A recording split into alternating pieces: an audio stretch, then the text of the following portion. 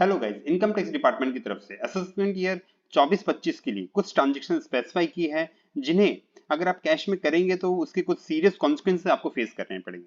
तो आज की वीडियो हम डिस्कस करेंगे कि वो कौन कौन सी ट्रांजैक्शन है। टोटल 8 ट्रांजैक्शन स्पेसिफाई की है जिन्हें कैश में करने से आपको उसके कुछ कॉन्सिक्वेंसेस फेस करने पड़ेंगे। उनकी कुछ लिमिट डिसाइडेड है जो इनकम टैक्स डिपार्टमेंट ने मेंशन की है, उससे एक्सीड करने पे आपको कॉन्सिक्वेंसेस फेस करने पड़ेंगे और क्या कॉन्सिक्वेंसेस फेस करने पड़ेंगे ये भी हम डिस्कस करेंगे। बिफोर स्टार्टिंग द वीडियो, अगर आप इस चैनल पर नए हैं तो चैनल को सब्सक्राइब कर ले और बेल आइकन क्लिक कर दें। Let's start the video. Guys, first जो ट्रांजैक्शन स्पेसिफाई की वो कैश डोनेशन है। मींस अगर आप पॉलिटिकल पार्टीज को या रजिस्टर्ड ट्रस्ट को 2000 रुपए से ज्यादा का कोई भी कैश डोनेशन देते हैं तो उस केस में आपको एटीजी की जो डिडक्शन है वो अलाउ नहीं की जाएगी। ये पहली ट्रांजेक्शन है। अगर आप कोई भी डोनेशन दे रहे हैं पॉलिटिकल पार्टी को रजिस्टर्ड और वो 2000 रुपए से ज्यादा है तो उस केस में एटीजी को जो डिडक्शन मिलती है आपको इनकम टैक्स रिटर्न में वो आपको अलाउ नहीं की जाएगी।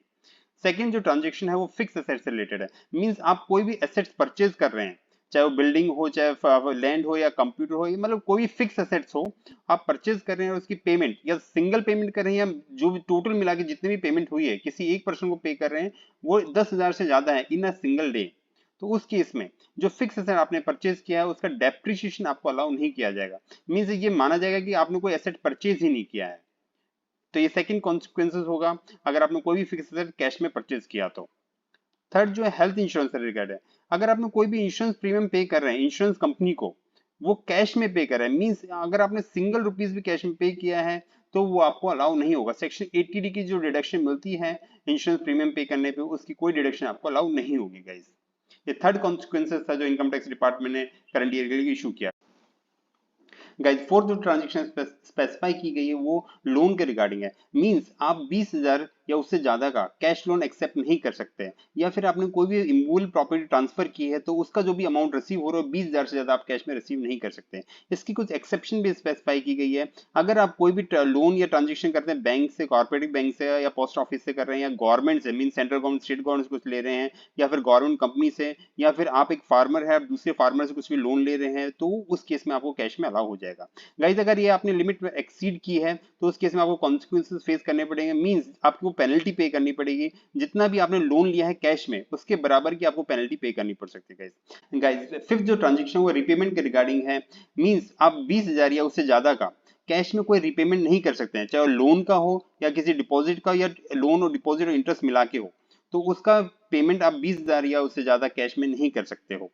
चाहे वो आपने ज्वाइंटली ले रखा हो या सिंगल आपने लोन ले रखा हो, किसी भी मोड में ले रखा हो, या एग्रीगेट पेमेंट जो भी है 20,000 या उससे ज्यादा की नहीं होनी चाहिए। यहाँ पे एक टीडीएस का प्रोविजन भी एप्लीकेबल होगा। अगर आप कोई भी कैश विड्रॉ करते हो तो उस केस में 2% टीडीएस डिडक्ट होगा गाइस। इस पे मैंने एक अलग से वीडियो बना रखी है, उस वीडियो का लिंक मैं डिस्क्रिप्शन बॉक्स में शेयर कर दूंगा, आप जाके देख सकते हो गाइस। इसकी कुछ एक्सेप्शन भी है। मींस अगर आप ये लोन एक्सेप्ट कर रहे थे किसी से, चाहे वो बैंक हो या गवर्नमेंट हो, गवर्नमेंट कंपनी से या किसी नोटिफाइड इंस्टीट्यूट से आपने एक्सेप्ट किया है और उसकी रिपेमेंट कर रहे हो, तो उस केस में आपको ये अलाउ हो जाएगा गाइस।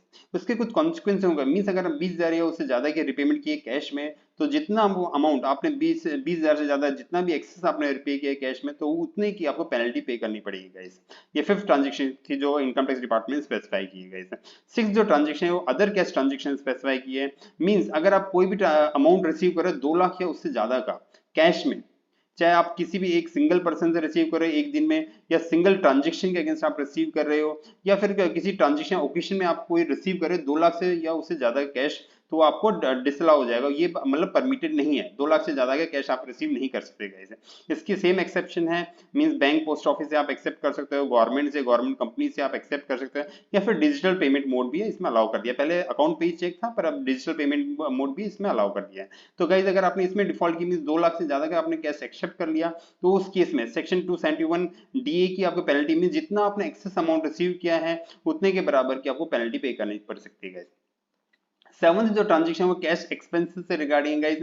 अगर आप किसी बिजनेस या प्रोफेशन में एंगेज हैं और आप कोई भी पेमेंट कर रहे हैं, अपने कोई भी एक्सपेंसेस की पेमेंट कर रहे हैं 10,000 से ज्यादा की, तो वो जितना भी आप एक्सपेंसेस 10,000 से ज्यादा कैश में पे कर रहे हैं तो पूरा पूरा आपको डिसअलाउ हो जाएगा। मीन्स आपको उसकी डिडक्शन नहीं मिलेगी। जब आप अपना प्रॉफिट कैलकुलेट करोगे तो उस केस में वो एक्सपेंस आपको अलाउ नहीं किया जाएगा। ये था कैश एक्सपेंसेस रिगार्डिंग, अगर आप किसी बिजनेस या प्रोफेशन में एंगेज हैं तो।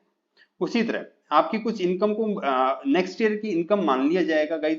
फॉर एग्जांपल करंट ईयर में आपने आपको कोई एक्सपेंसेस अलाउ किया था, पर वो ड्यू बेसिस पे आपको अलाउ किया था, सब्सिक्वेंट ईयर में आपने वो कैश में पे कर दिया, 10,000 से ज्यादा की लिमिट थी, मीन्स 10,000 से ज्यादा का कैश एक्सपेंस आपने कर दिया है, तो उस केस में जो नेक्स्ट ईयर में जब भी आप कैश में पेमेंट करेंगे तो उस साल की वो इनकम ट्रीट कर लिया जाएगा, मीन्स सेम माना जाएगा कि आपको एक्सपेंस अलाउ ही नहीं हुआ था, तो उस पर आपको पूरा 100% टैक्स देना पड़ेगा guys.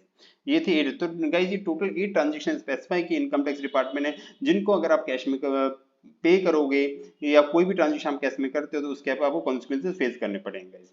Guys, I hope you find this video informative. Please like, share and subscribe my channel. In case of any doubt, please put your comment in comment box. Thank you friends.